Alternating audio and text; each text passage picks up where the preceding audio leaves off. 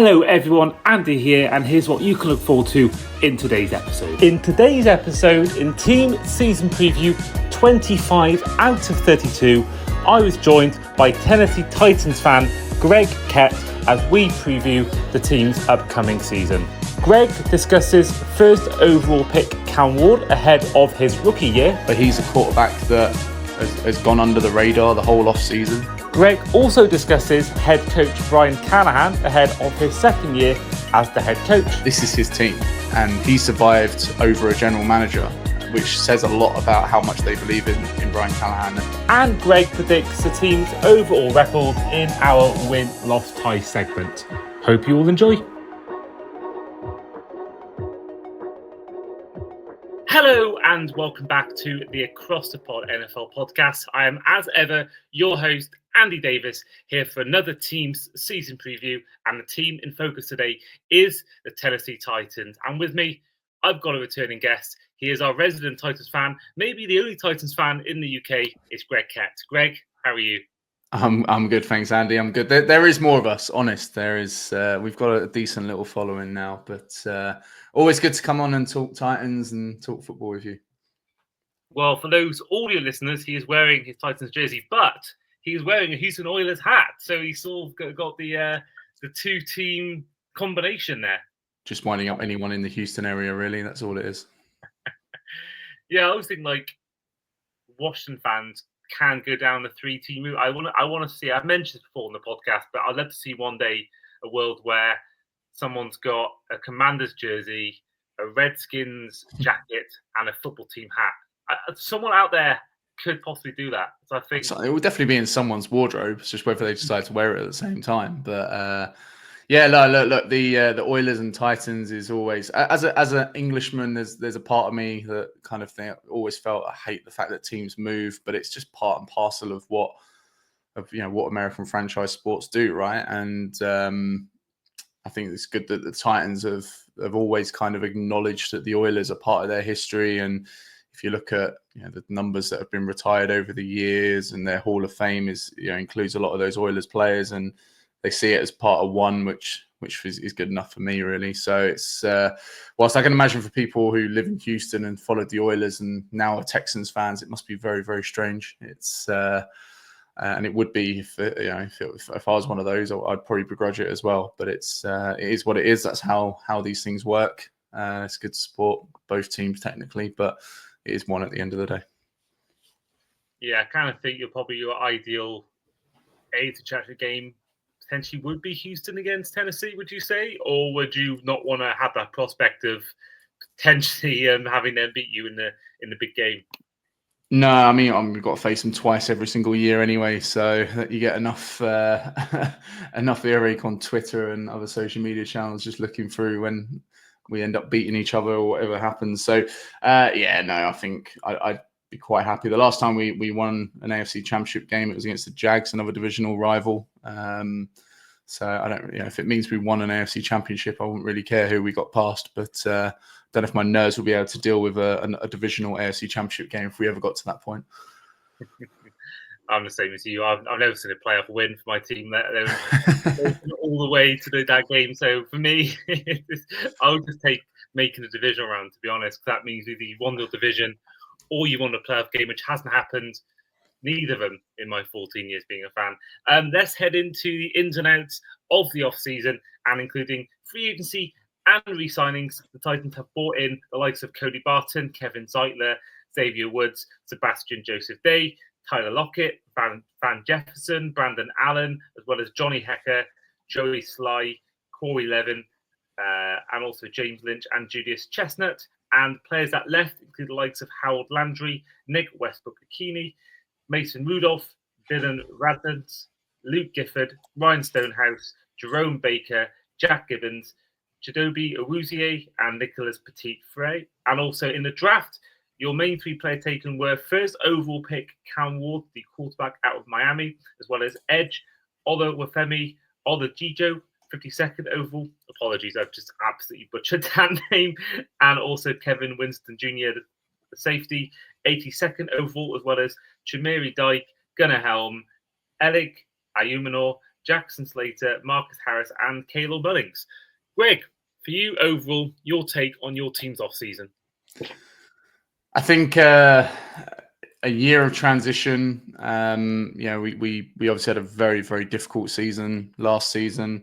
And I think starting with the draft, I like the majority of what we did in the draft. Obviously, Ward was, you kind of felt like for a good few weeks before the draft, that was the direction it was going to be moving in. And they were pretty set on that from the early days. And from what we've seen so far, things have looked good in training camp. There's been some up days and down days, as you would expect for any rookie. But the most important thing we need to achieve this year is understanding whether Cam Ward is that guy and giving him enough time on the field and enough opportunity to be that guy. In terms of the other picks, so Femi Oladejo is an edge rusher who actually was a middle linebacker for a while. He's very much a developmental guy. I think he's somebody who could become a hell of a pass rusher in this league. He's not going to be that in year one. He's still young. He's still kind of learning that position as an outside linebacker. So he's definitely one that we've got high hopes for over the next probably 2 or 3 years. Winston's pick, the safety from Penn State. He's been unfortunate with injuries, certainly in his last season of college. But I think realistically, if he was healthy all of last year, he would have gone way before that 3rd round. Seems even in camp so far, he's got himself in and been doing very, very well from what I've read and seen. And the kind of later picks from sort of round 4, DK from Florida is much needed speed. I think at wide receiver, we've struggled to have somebody who can get really up and down the field and be a deep threat option. He's someone who can definitely do that. Gunnar Helm, I loved the pick on the night. He's somebody when I watched quite a lot of college football and saw a lot of Texas last year. He's not the greatest blocker of a tight end, but somebody who's got a really, really safe pair of hands. So love that pick. And then Ian Manor is someone who I've actually got really, really high hopes for. If you look at our receiver core right now, it doesn't look the greatest. He is somebody I can really see becoming a real steal in that round 4. He was up against Travis Hunter in college last year and I think received nearly 300 yards pretty much against him all day. So he's got history against Hunter, and he's going to be up against Hunter quite a bit with divisional games coming up. So he is an exciting, and we've seen in training camp as well some real excitement around him. And then the later picks, the likes of Jackson Slater, looks to be someone who might sort of help out at center, but potentially a developmental guard essentially. Will be interesting to see how that one pans out. And then Marcus Harris and Mullings. I mean, Mullings is a huge running back. He's not quite Derrick Henry level of size, but he's somebody who is definitely a bigger running back, and that's something that the Titans have always kind of gone down the route of having sort of bigger guys in that position. So be interested to see how he pans out. Is he coming from Michigan? But the draft I was pretty happy with. I think we've picked up some good pieces. We know that this isn't going to be a season where we're going to go and compete necessarily. And we've picked up guys there that, hopefully over the next 2 years can develop and get better, which is really all you want from a draft. Yeah. And I think, to be honest, with like any draft pick for any team, you just don't know what's around the corner. But I think it's exciting to obviously get your future guy in Cam Ward. And, we talked about it on the sort of draft review about the comparison between him and Shedeur Sanders in terms of attitude. There's that video that went around, it went around pre-draft, but I think it gained particular traction after the draft happened of the conversation between Shedeur Sanders and Cam Ward, where he was telling him that, he asked him whether he wanted to make a song, and Cam Ward was, no, I want to just focus on football. And I think that's the attitude that I've read upon and I've seen people talk about, is that he appears locked in to not only the Titans franchise, but just to being a pro. And I think a lot of players are guilty coming out of college, especially with the NIL deal, to be maybe more money orientated. But Cam Ward, certainly for me, looks like he is a guy that is dedicated to winning Titan games. And you look back at Vince Young, had all the talent in the world, obviously won the Rose Bowl, high draft pick. I can't think whether was he first overall pick or was he just a high draft pick? No, he was just higher. I can't remember exactly what number it was, but he was just a higher pick. He wasn't number one. I think Ward's the first number one pick we've had as the Titans. I think prior to that, it was with the Oilers in probably about the 80s or 90s, I think. But yeah, look, Ward is and if you listen to any of his kind of interviews that he does during camp or at any point really, switched on and dialed in is the one thing that you know about him. And when camp started, Jeffrey Simmons, our defensive lineman, made a real effort to try and draw with him pretty much every single day, just to try and get in his head a bit and try and I guess kind of acclimatize him to what he's going to have to get used to on a Sunday. And he's somebody who doesn't shy away from that. I think at one point there was quite a funny quote our head coach came out with where he was calling a play to Cam Ward, and all he could hear was Cam Ward drawing back at Jeffrey Simmons, and he's just like, are you actually listening to this play call? But he was taking it all in. But he is somebody who is just laser focused on being a successful football player first and foremost. And you mentioned Sanders earlier, and kind of, I don't know, I mean, draft night just became all about Shedeur Sanders as the more and more he dropped. And this is a number one pick that has become the least talked about number one pick in NFL history by country miles. And I understand that the Titans are not a big market team, and I understand it's not they're not an exciting team to talk about for that reason. But he's a quarterback that has gone under the radar the whole off season. No one's really spoken much about him. I've seen very, very few clips on sort of more national media or anything like that. But that kind of just suits the Titans down to the ground. I think one thing we've always been, even when we were good 4 or 5 years ago, we were always still the underdog, still that team that no one really wanted to talk about. When we beat the Patriots in the playoffs, Tom Brady's last game as a Patriot, it was about whether it went wrong for Tom Brady and all about the Patriots. Same with the week after when we beat Baltimore, who were the number one team in the league that year. Went into their back garden and beat them, and the same thing again. It was, where did it go wrong for Lamar? That's fine. For us, we're kind of used to that. We'll never take that with a chip on our shoulder. We're very much used to not being the fashionable team to talk about. But I think that could easily change if he does go and make a success. And you look at someone like Jaden Daniels. Washington were exactly the same kind of team. No one really wanted to talk about them, not because they weren't necessarily a big market. They just weren't particularly fashionable. If Ward can go and have a similar season, which I don't see it being quite the same as what Daniels achieved, but even just going and having a good season and showing that he's the number one guy, then I think there'll be plenty more people talking about him over the coming months.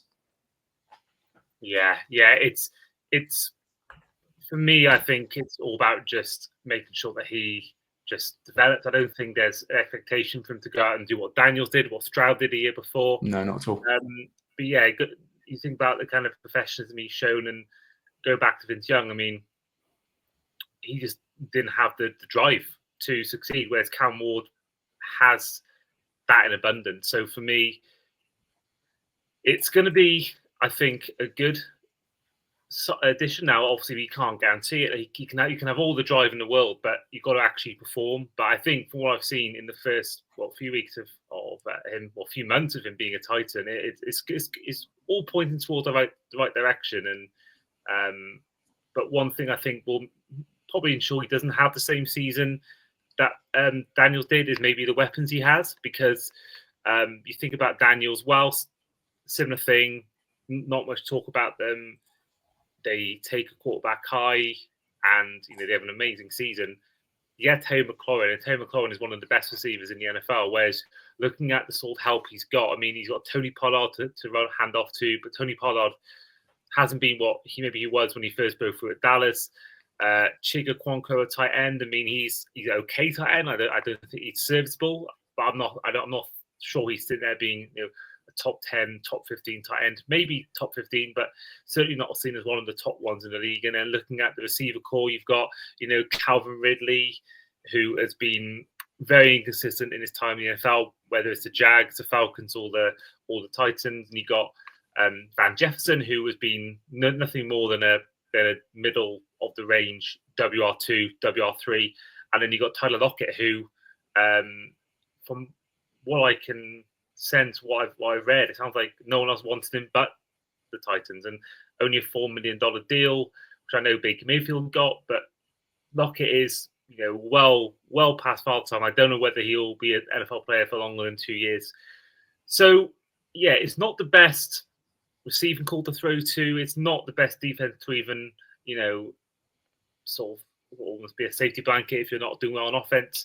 I can see the Titans defense allowing maybe a lot of times the ball going back towards the offense again. So that's going to be a potential hindrance in year one. Now, of course, Cam Ward could just blow it out the water and make these guys look good. But kind of what you're thinking about that, about the kind of progression he's going to have when he really has no one great to throw the ball to.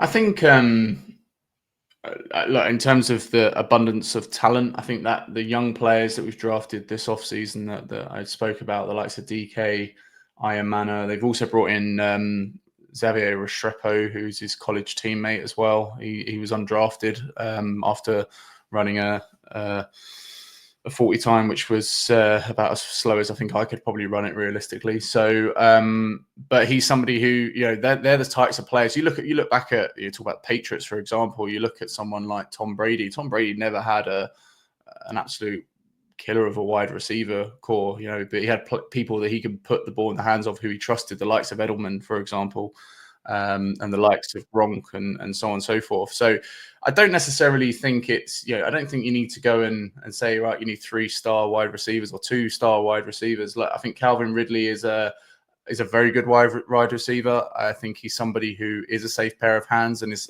what we've seen in camp so far is somebody who is getting a lot of attention from Ward in terms of the ball is going in that direction a lot. And then it's just about developing those younger players that we've drafted, and the likes of Tyler Lockett. I think, look, that's more of a signing to help with the culture and of what we need to build over the next 2 years.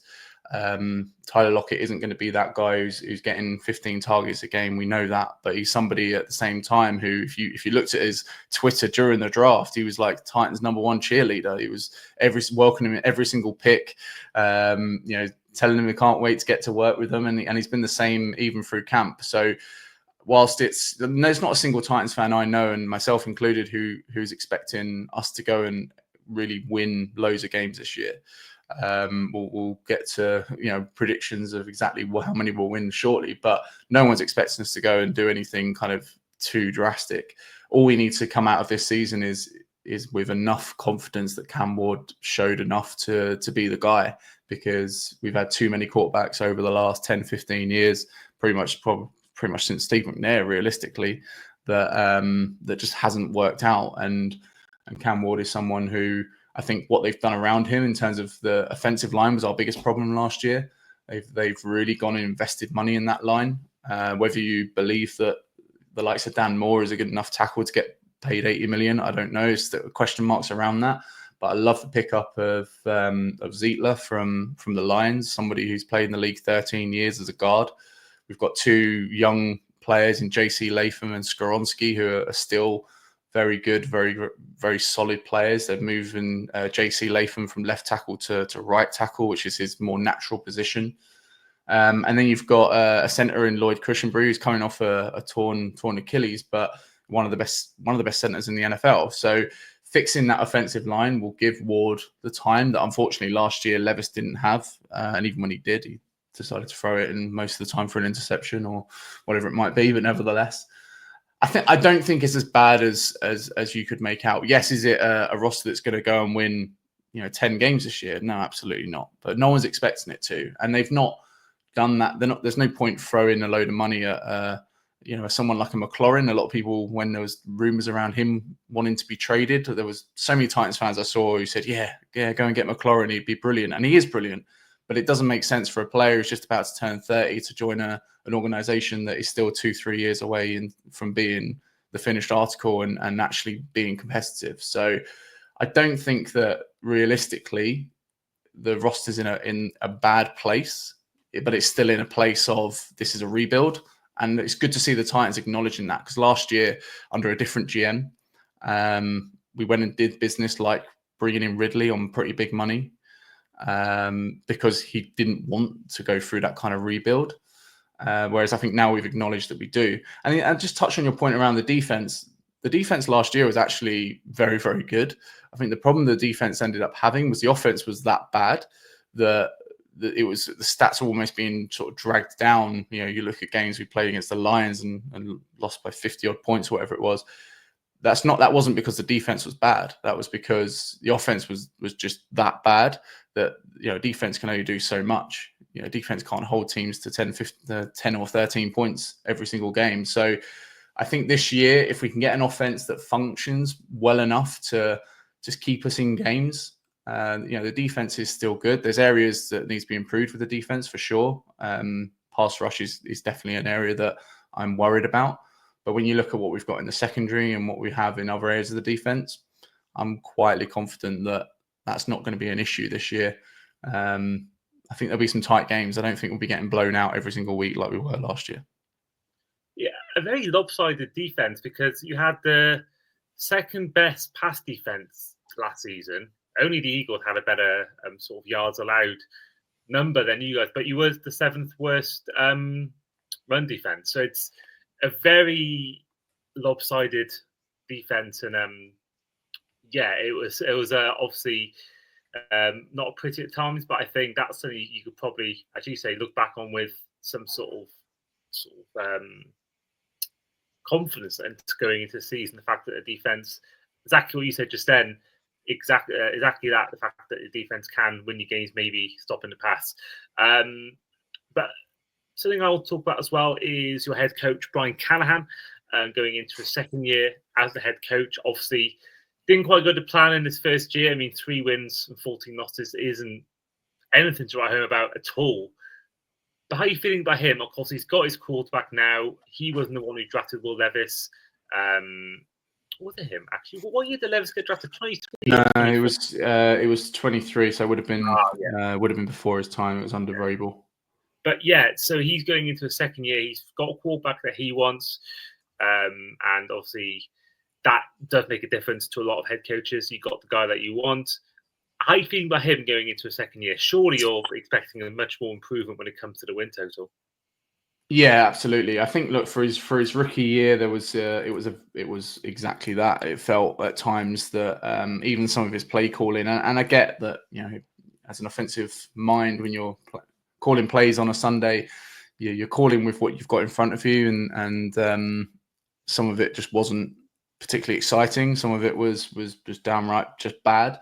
But the majority of the issue lied with Will Levis and the fact that he was, you know, when he was on the field, he was constantly causing issues for the Titans. And, you know, you look back to the early part of that season, week 1 against Chicago, you know, we were absolutely dominant in pretty much most of the first half of that game. And then there were sort of 2 or 3 bad turnovers and you go and lose it. And we lost the game when I think Caleb Williams didn't even throw for 100 yards, or might have been just over 100 yards. So, yeah, there's games like that last year that were unfortunate, but we realised that now he's got his man. Look, I mean, Callahan was brought in to develop quarterbacks because it's been a problem for the Titans for years. If you go back to, you know, Marcus Mariota, for example, he had pretty much a different offensive system every single year, whereas we wanted somebody who can come in, be hands-on with the offense, and this is his team. And he survived over a general manager, which says a lot about how much they believe in Brian Callahan. And as somebody that in the first year I didn't feel particularly comfortable with, I felt that, you know, if anything, if we were going to get rid of the GM, he should probably go as well. But they've definitely committed to him. And it wouldn't make any sense whatsoever, regardless of where we finish come the end of this season, for us to have to move in any other direction, because you're basically just rewriting history. What happened with Marcus Mariota, with constant changes on the offensive side. So I think he's here for the long haul. And as long as, you know, the Titans do show a level of progress this year, you know, he should be safe in his job. But if we go and have another season that we win 2 or 3 games, there will be some serious questions asked, and it's going to be very, very interesting. But I don't think that will happen. I think we are in a much, much better place now. It feels like we know where we are as an organization. Last year, we did a lot of business, which kind of felt like it was more, okay, we want to be competitive. This year, we know that that's not the case. And even signing some vets like Quandre Diggs, for example, who's Cam Ward's cousin. So he knows obviously Cam very, very well. But Quandre is somebody who's got full of experience and actually did okay with us last year until he got injured. So, but that's someone again who can come in and help with the culture side of it. So it's one of those ones. I think this year he's gonna. Like last year was a bit of a free hit to a certain extent, especially with what happened with Levis. This year he is going to be under pressure to do better and succeed. But at the same time, that doesn't mean winning 10 games and qualifying and getting into the playoffs. It's more having a season where we progress. So even if week 1 we got Denver on week 1, really tough game on the road, that's probably not going to go well. But as long as you see progression between that point and the end of the season, I think most Titans fans will be pretty comfortable with him being head coach. Well, that is a lovely segue into our next segment, which is going to be win, lose, or tie. So for those that are listening for the first time, each fan who comes on predicts their team's overall record by going through each game and answering with win, lose, or tie. Now, Greg, we mentioned it before, Titans went 3-14 last season, and you were on this exact show 12 months ago. Do you by chance remember what your prediction was 12 months ago, record-wise? I got a feeling it was something like 6 wins, but I might have even gone higher than that. I can't actually remember. You did. It was 8-9. So, wow. About 5 wins difference there in your prediction from last year. But you're hoping this year that you can get it completely accurate. I think I'm going to be a lot closer, but I don't know about completely accurate. But we'll see. Let's see. Well, you mentioned the first game then. It's on the road to the Denver Broncos. Greg, win, lose, or tie? That's definitely going to be a loss. I think that defense, week 1, that place is going to be absolutely bouncing. And for Cam Ward, that's going to be definitely throwing him into the fire to a certain extent. Not that that's a bad thing for long term, but yeah, I think that's going to be a comfortable, probably 2-score loss realistically. Then week 2, you're at home against the Los Angeles Rams. So this is one of the games I'll be at. So I'm at the first 2 home games of the season, and I think we're going to lose that one as well. Again, I think the Rams this year are not a bad side, and I think we'll go 0-2. I think it's going to be close, that game. I think it will definitely be field goal to decide it, something like that. But I think I have got us down as a loss for that. So exciting, you're going to watch Titans again this season. So you mentioned then it'll be week 2 against the Rams, week 3 against the Colts. Any other games planned that year, or is it just those 2 this year? I'm going to those 2, and then I'm also out in Vegas in October for a Raiders game, which should be fun. So they're the 3 that I've currently planned anyway. Have you been Vegas before? Many times, yeah. I've been to. So I've not actually seen the Raiders play there. I've been to the stadium for concerts and things, but I've been to Vegas. Don't know how many times now, but yeah, looking forward to seeing actual football there, because most of the time, last time I was at the Allegiant, I was watching rugby league. Funny enough, it was a completely different experience. Well, it's funny because my other half's from St Helens, or near St Helens, and they're all mad on St Helens, and I think their plan is for my girlfriend's mum's birthday for her 60th, which is next year. They want to go to watch St Helens play in Vegas. I think that's their plan. So it was good. It was very good. But it was. I mean, I'm not a massive rugby league fan, but it was like whilst we're here, yeah, we'll go and watch it. It was a good experience, but nothing beats NFL in the US, right? In terms of atmosphere or anything like that. Apart from maybe college atmosphere is crazy. Yeah, it always looks nuts there, but I always think the games always look worse when you get a good game in college. I always think it's amazing. I remember watching Alabama against, I want to say Alabama, Georgia, Alabama, Texas in 2022. Amazing game to watch, but a lot of games you watch, they're like blowouts by half time. Yeah, if you get, I mean, I'm a Tennessee fan, and we went and watched Tennessee play in 21 or 22, and it was Hendon Hooker versus Anthony Richardson at the Neyland, 110,000 people, and the atmosphere was insane. But I've been to other games, like you say, and this year I'm going to one Vols game, which is against UAB, which I'm fully expecting will be a complete blowout as well. But when you get those closer games, you can definitely get get some good atmosphere out of it. And that one for me, I'll never forget, because the sound that came from that stadium that day was like nothing I've ever experienced. Well, week 3 is a home game. We mentioned just then against the Colts. Yeah, I think we're going to win this. I think, especially if Anthony Richardson's playing, I do not think he is an NFL-ready quarterback. He should have stayed in college for another year or two. It's rare that I say we're going to beat the Colts because our record is not great against them, but I think we'll come home with a win on that one. Well, week 4 is the Oilers Bowl as you travel to the Texans and the NRG Stadium. Yeah, I put us down to lose that one. That Texans defense does look very, very good. And even though I think their offense took a step back, I certainly expect that Stroud and Collins will be too much to answer. But like I say, their defense I think is going to be a hell of a challenge. So I've got us to lose that one. Well, week 5, you're staying on the road, but this time against the Arizona Cardinals. Yeah, we actually have 3 games on the road in a row. So Texans, Cards. It's one of those ones. This was a bit of a coin flip for me, but I think I put us down to lose. I think it will be a close game, but I think on the road, I think that's one that we will lose. Yeah, it's amazing. Actually, you've got 4 road games in 5. It's an amazing, amazingly unfortunate. It's not a fun run for sure. Well, week 6, week 6. This is the one you're going to as well, on the road to the Raiders. Win, lose, all time. Yeah, I've put us to win this. I think the Raiders will be better this year, but I think quarterback is going to be a big question mark for them. So I think we'll take a road win. Probably the only road win we'll get this year, potentially. Well, week 7, you're back at home, and this time you're taking on the New England Patriots. Yeah, I think we're going to lose this one. We played them last year, and it was a remarkably close game. But this is Mike Vrabel's return to Nashville, and that's got a guaranteed Patriots win on it for some reason.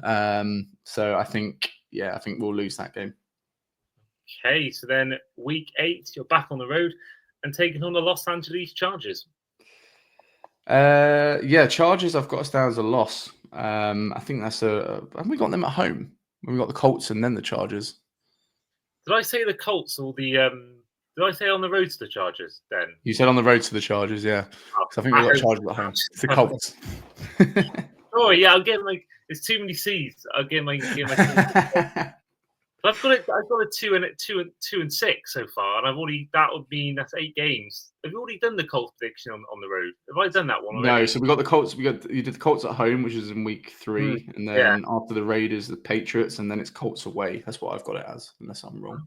So I feel like I've missed a misstep. So I've got. Sorry, listeners. This has happened now and again on the show. I do sometimes lose track of where I'm going games. So I've got you winning so far. 2 games so far in the. That's right, yeah. So wins against the Colts at home and the Raiders away, and then week 8 is away to the Colts, which I've got us as a loss. Okay. So that means going into week 9, you are at home to the Chargers. That's right, yeah. I've got us to lose that one. I think this will be really close. I watched us play against the Chargers in LA in November. And there was a horrendous officiating call on Jeffrey Simmons, which should have been a fumble on Herbert, which was pulled back as it was recovered for a touchdown. And it was actually a pretty close game for some parts of it. And in the end, I think the Chargers had a bit too much. And I think that'll be the same this year. I think they'll have just a bit too much. That again for me was a bit of a coin flip, but I've put us to lose it. Okay, so week 10, you are on a bye week. So week 11 is you're back at home against the Texans for just your 3rd home game since week 3.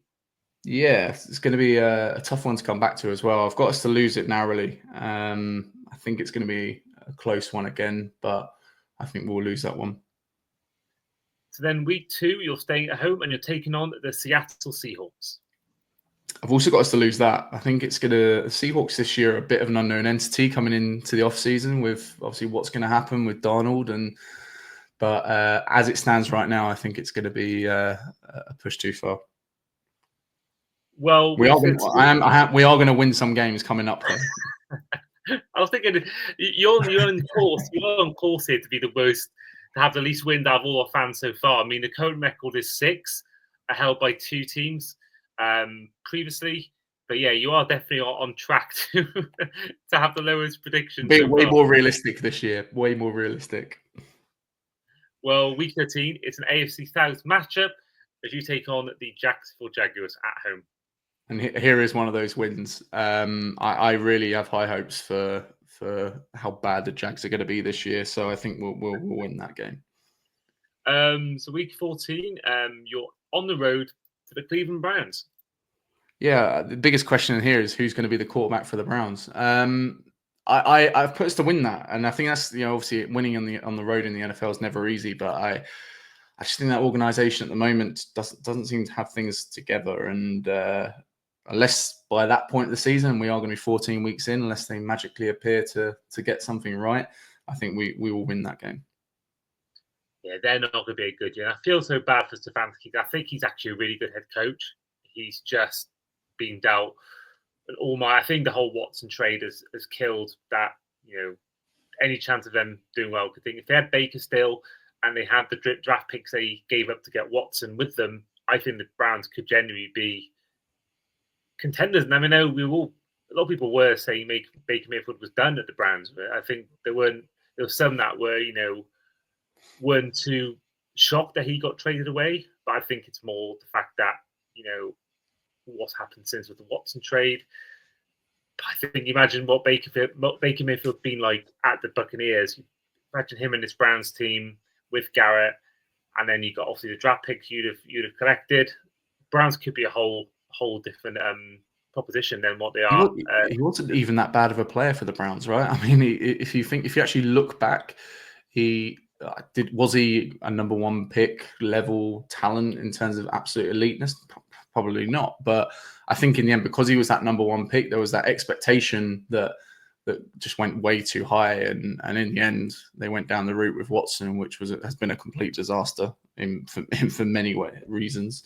I'm glad he's actually found somewhere like Tampa where it's worked for him, because he's somebody who deserved that opportunity. He obviously had to go via Carolina and LA to get there, but there's a lot of quarterbacks who come in really, really, really high. I mean, that same draft was that Josh Rosen draft, wasn't it?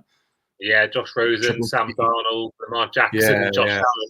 So it's one of those ones where there's a lot of those players who fall out of the league before they've even got in it, and it's good to see him finally getting a reward for the hard work he's put in, and fair play to him.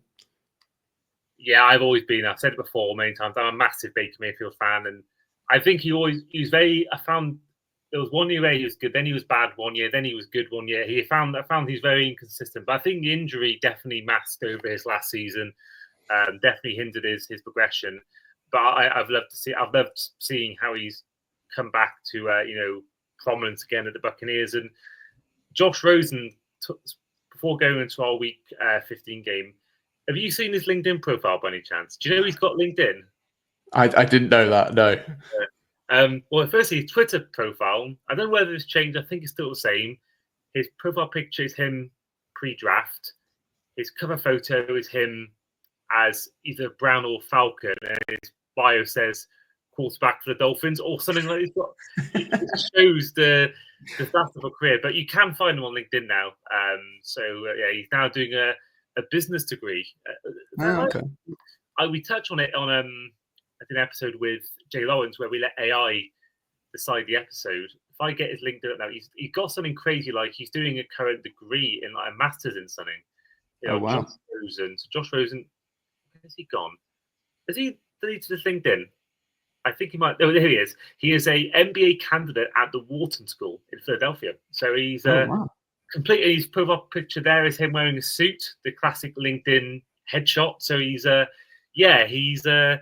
not quite gone down the career maybe he certainly thought he'd have.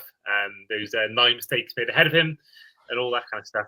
That's. I mean, he's that's the one thing with drafts, right? It is a crapshoot. You don't know what you're going to be getting, and I'm glad Baker's found. I think for him it was finding the right surroundings, and I think Tampa's just been that. I don't think Carolina really was that. I think LA showed glimpses, but was very much kind of second fiddle to Stafford there realistically, and it's good to see him doing well.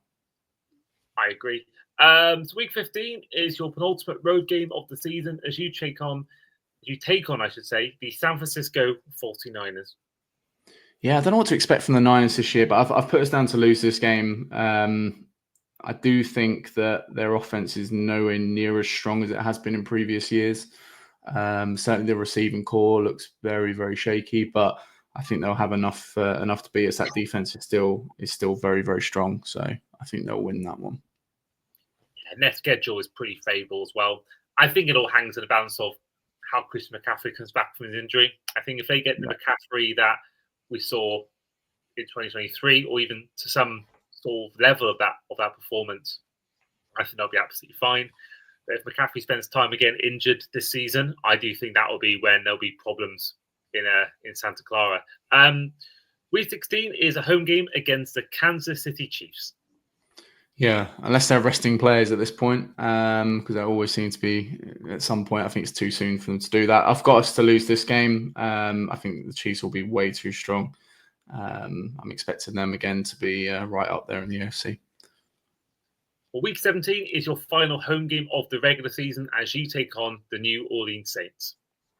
Yeah, I think we'll win this one. Their quarterback situation does not fill me with any confidence whatsoever. I think the rest of their offense actually doesn't look too bad. I think they've got a decent receiving core, but I think with the quarterbacks they have on offer, I think this is going to be a really tough year for New Orleans. This could be one of those games that probably depends on what pick, whether you're picking in the top 5. It's going to be one of those, both teams will probably might want to even lose it, but I think we will beat the New Orleans Saints. And then finally, Week 18 is a road game against the Jacksonville Jaguars. For the final time this episode, Greg, win, lose, or tie?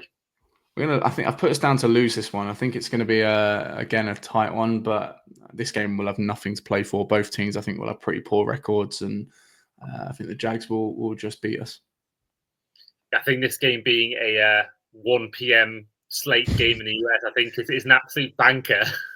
It's yeah. I mean, most of our games are 1 p.m. Eastern. To be honest with you, I'm not expecting that to change at any point. I think there's only 2 that are later, and that's because they're both on the West Coast.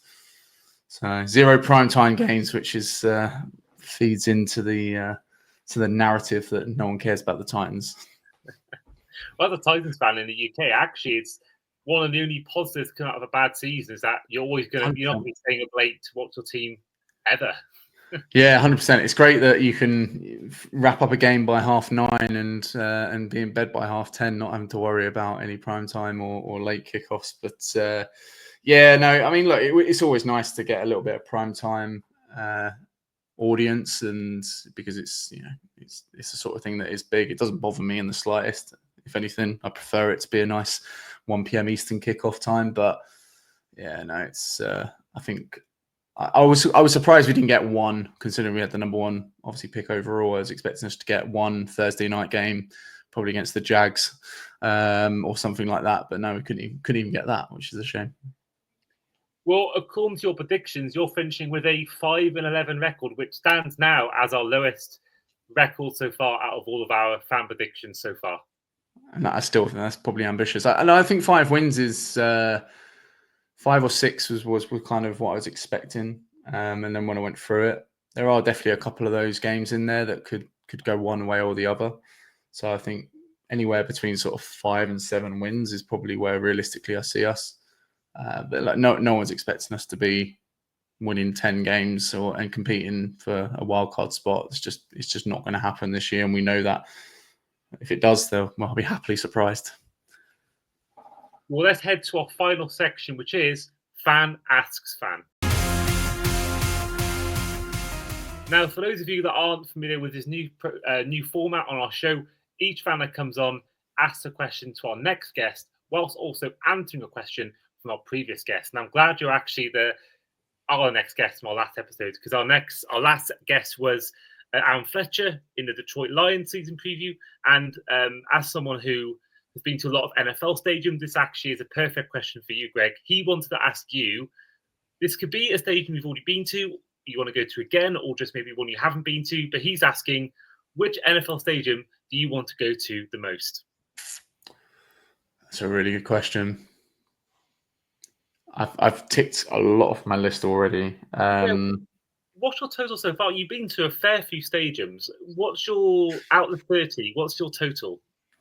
I mean, I'm not nowhere near your level yet, but it's a good question. I'm not actually sure. I can't say I've actually counted. I must be around probably 12 to 15, I'd imagine, somewhere along those ballpark. But I'm not 100% sure. I need to have a look and actually do a bit of a count up. I've been to the Allegiant Stadium. That was kind of on my list to see an NFL game. So I'll ignore that one for that purpose. The one for me is actually Minnesota. I think the way that they designed that stadium, it's one I've not been to. It's definitely on my list to go to.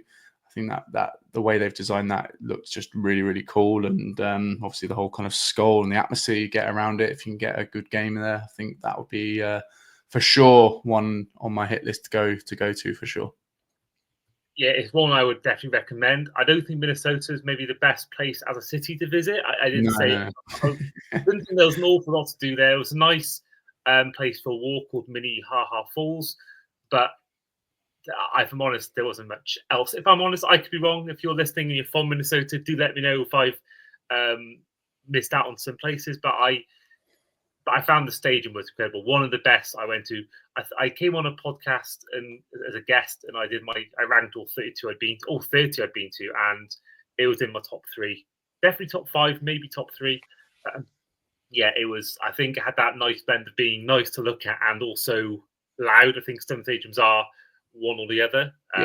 They're all nice stadiums, but some were better to look at, but maybe not the best atmosphere, and some were just okay to look at, and they were amazing atmosphere. But I think about Seattle, I think about Minnesota, Lambeau Field having both. I'd say for yourself, Greg, or anyone who is watching the podcast or listening to it, you have to go to US Bank at some point. It is really good experience. I think we saw a glimpse of it for those in the UK when they bought the Skull Horn over last season. We'll probably see it again this year in Dublin and London. But certainly going to a game out there is one I would really recommend. But Greg, it's time for you now to ask our next guest a question. Now, for the audience and yourself, Greg, the next team is a mystery. I'm interested to know what your question will be. Okay, so my question is, what is your favorite touchdown? One touchdown that your team has had. So explain who it was, when it was, and why it's so important to you. Oh, interesting. Trying to look at who I've got next on. This is a Friday, so we've got the weekend without any podcast recordings. So looking at Monday. Depends. Things do happen beyond our control. Things do happen. For example, our guest I'll interview on tonight after you, Greg, was given a surprise Oasis ticket. So they are unavailable. So it might be them again on Monday. It might be other guests. I think both of them, the teams haven't really have had much success as a team. So I'll be interested to know what they go for. And of course, you went to Oasis very recently, Greg. How was that experience? It was unbelievable. It was so funny enough. I couldn't get tickets in the UK when I've been trying to buy them for the last probably 12 months or however long it was, and they went on sale. And then so I actually bought tickets in New Jersey because when part of the trip we're going to be doing, I'm watching them in New Jersey, and that's the only tickets I could get was in New Jersey.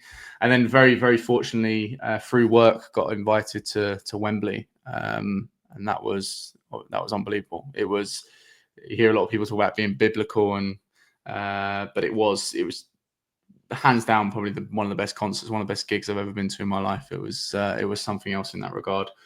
As someone who sort of listened to Oasis when I was a lot younger, it was just unbelievable. I'm really hoping they play Nebworth next year because that is next door to my hometown, which would be even better to have 250,000 people to go and watch Oasis. But no, it was unbelievable. So if anyone gets an opportunity to get tickets, and I appreciate they're like gold dust, definitely recommend going. Make the most of it while you can. You never know when they're going to fall out again.